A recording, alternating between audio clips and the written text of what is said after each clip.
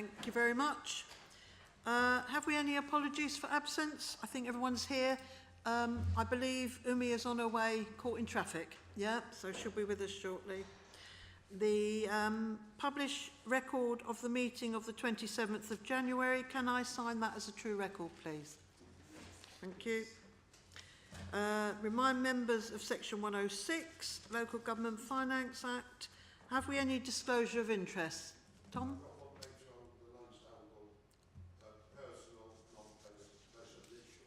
Okay, okay. Put your teeth in. Okay. Business not covered by the corporate plan, we haven't got any, and we have none that's special urgency. So we move straight on to the reference. I suggest we take the reference with the report that's on tonight, if that's okay. Yeah? Thank you very much. So we move on to children's and families, and over to yourself, Javeria. Thank you very much, Madam Chair. I will keep my remarks as brief as possible because I'm in this process of losing my voice due to the excessive consumption of ice water, so do bear with me. So officers are on hand to answer any questions. This paper is basically reference to the executive to recommend to approve the 2026 to 2027 admissions arrangements for community schools as set out in Appendix A. Where the admissions arrangements have not changed for the previous year, there isn't a requirement to consult, which is why it wasn't done for this year. And the Council has previously consulted on changes to its admissions arrangement for 24-25 academic year and did not receive any objections. So basically, we are asking for exec to approve the 2026 to 27 arrangement for community schools. Thank you, Javeria. Are there any questions? Happy to agree? Thank you very much. We then move on to item 9, which is the corporate performance report. Rob. Yeah, thank you, Chair. I'm just going to give a brief summary of the report. There's 42 measures are green, 5 are amber and 16 are red, which shows that overall performance is good and improving. The highlights state that the number of homeless relief is on track to meet the annual target. A percentage of hospital discharges within timescale, social care assessments completed within 40 days figure is on target. The number of London Luton Airport passenger year-end figure is on target. Timeliness of benefits, new claims and changes are both within target levels. The timeliness of council tax reduction, new claims and changes year-end are within target levels. Adult social care, financial assessment, debt recovery is on target. Adult social care, financial assessments, timeline to process charges figure is on target.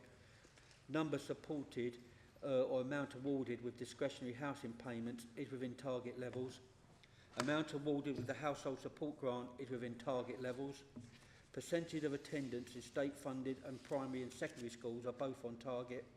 Percentage of children attending good and outstanding schools, primary, secondary and special, including looked after children, are all on target. The percentage of housing and corporate stat compliance completed with timescale are all within target levels. Amount of council tax collected is within target. Council tax billing of work outstanding over 20 days year-end figure is on target. Number of apprenticeship starts is on target. Employees and senior employees of an ethnic minority background as a percentage of our workforce aiming to reflect our communities year-end figures have both reached target levels. Number of children looked after is within target. Number of homeless households allocated a permanent offer through the housing register year-end figure is on target. Number of affordable homes completed year-end is on target. Number of children subject to a child protection plan is on target. Number of newly approved foster carers year-end figures on target. And total business rates due and total business rates collected is also on target. The executive is asked to note the report. If there are any questions, there's officers here, but they may have to go back and get the answers in writing. Thank you. Okay, thank you, Rob. Are there any questions on the corporate performance? Happy to agree? Thank you very much. We now move on to the revenue budget and capital programme, Rob. Thank you, Chair. The purpose of this report is to provide the final revenue budget and capital programme for recommendation to full council alongside the council tax resolution. Since the previous executive report in January, the economic picture has remained unclear, with new data offering mixed messages and the international position remaining uncertain. Locally, there has been significant decisions such as the Stellantis decision to close its Luton van factory, and the government has yet to give consent to the expansion of Luton Airport. Both nationally and locally, the current position is therefore challenging, and the need for the Council to drive the 2040 agenda in order to drive economic regeneration and prosperity. 24-25 is proving to be a difficult year financially, with a growth of 11.6 million required in the 25-26 budget to cover overspends arising in that year.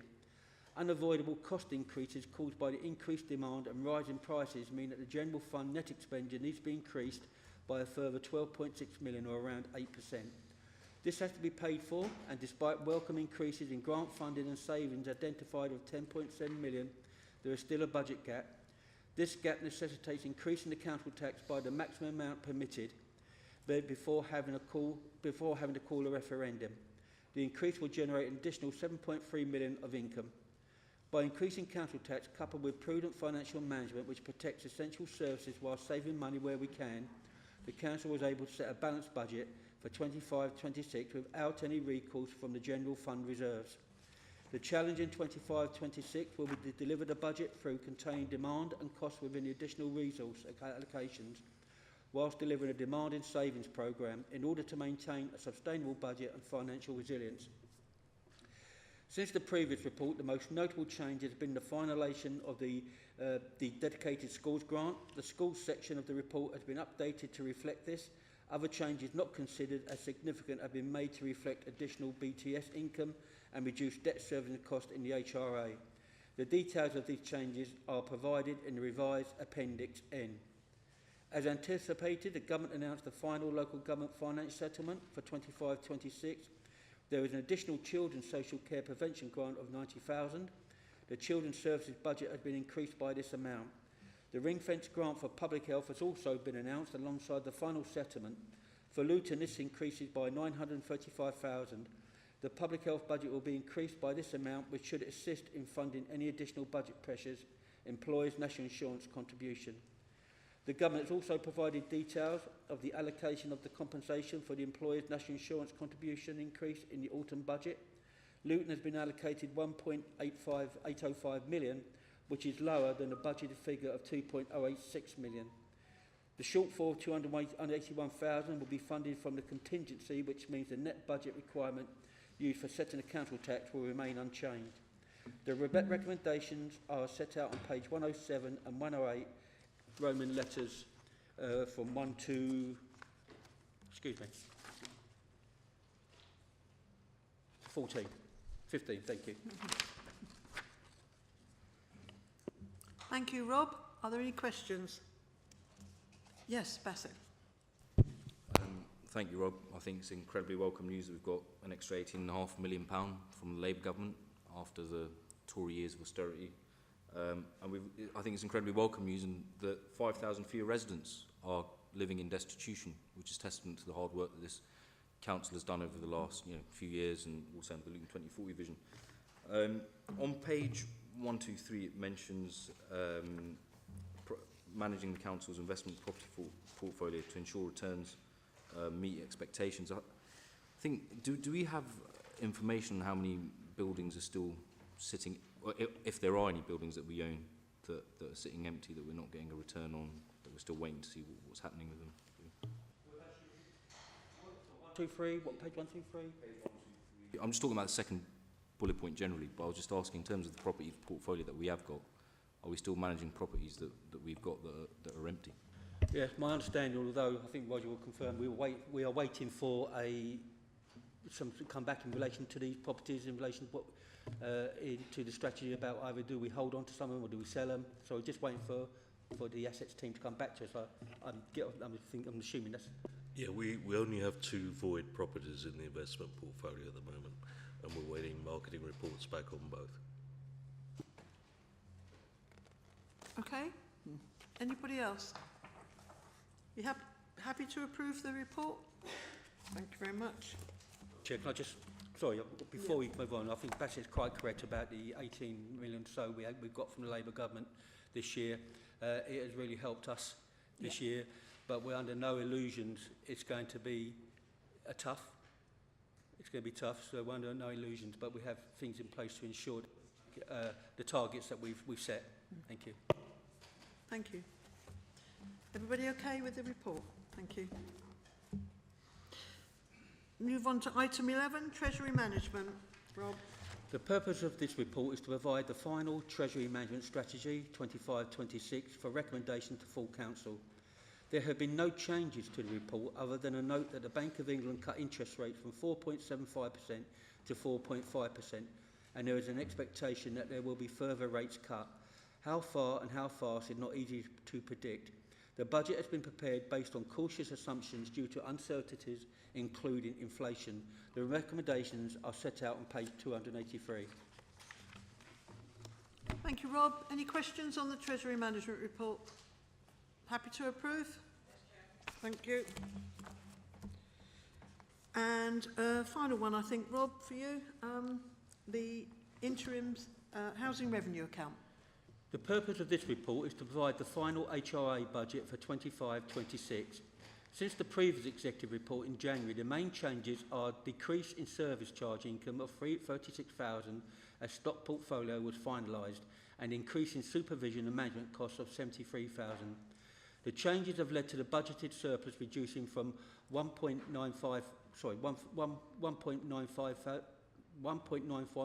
thousand to 1.842 thousand, or a movement of 109,000.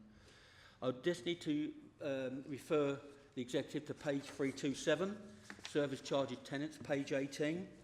This is also a change from the last HRA budget that came through on last couple of weeks ago. Due to the underspend in sheltered accommodation services, it has been agreed not to increase charges in 25-26. The increase of cost of service will be funded by the underspend, which is being held as reserves. Thank you, Chair. Thank you very much. Are there any questions on the report? Tom? I don't know whether technically how it should operate, but the underspend in the HRA, where you've got item 8 in the main report, says about service charges. Item 18 in the tax report says about we won't be putting the charges up for shelter blocks. Should that be included in the main recommendation? I think what Tom's referring to is the recommendations here, but these are the new recommendations. That's why I referred to page 327. Yeah, because it wasn't on there, and that's why and I'm sure that the team will make sure any amendments needed will be amended to ensure that we can satisfy the fact that that has happened. Thank you. Okay. Yeah. Any other questions from anybody? No? Happy to approve? Thank you. We now move on to the reference from scrutiny that is attached to item 13. Do you wish to move the reference, Amjad, on behalf of scrutiny? Sorry, bear with me for 1 second. Right at the beginning, reference 5.1. 5.1 at the beginning. It was. I moved it to this report so they were taken together. Okay, that's fine. Let me just get the right one. It's a bloody big folder.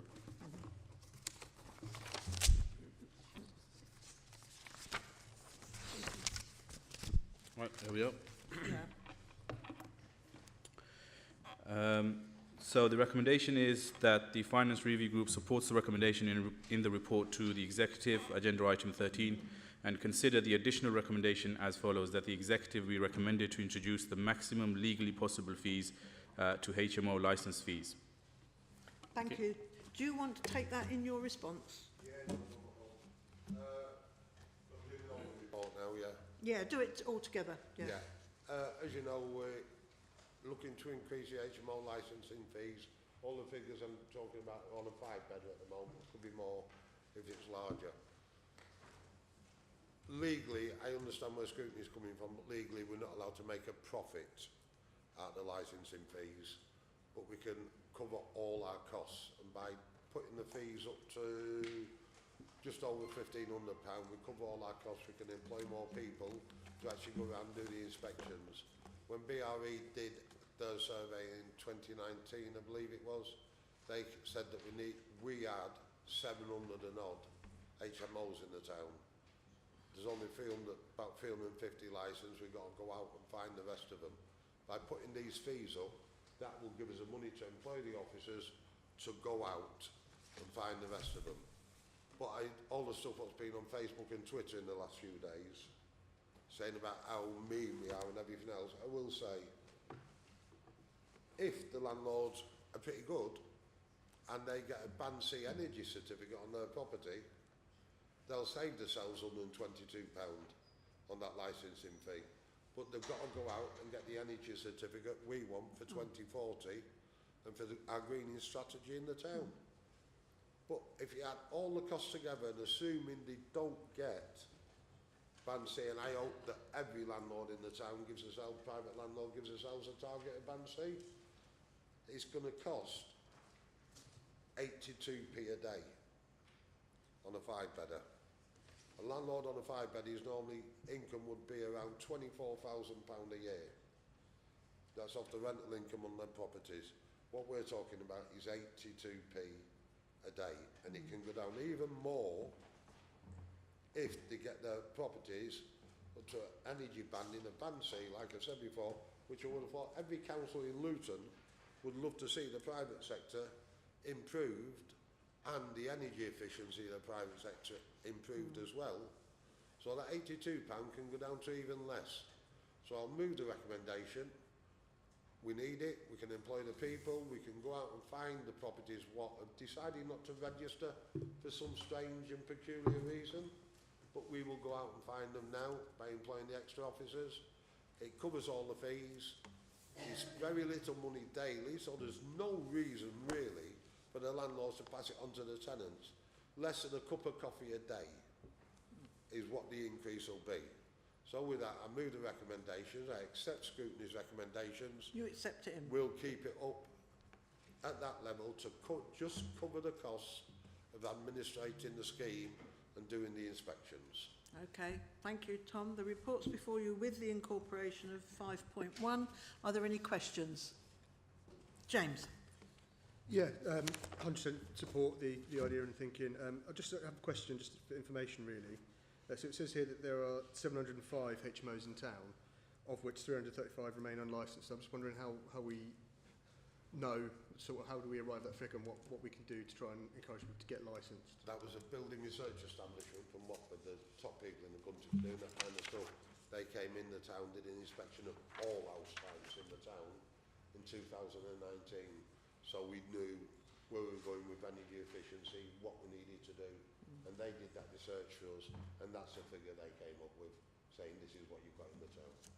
We may find more, we may find less, but that's their estimate of what we've got in the town.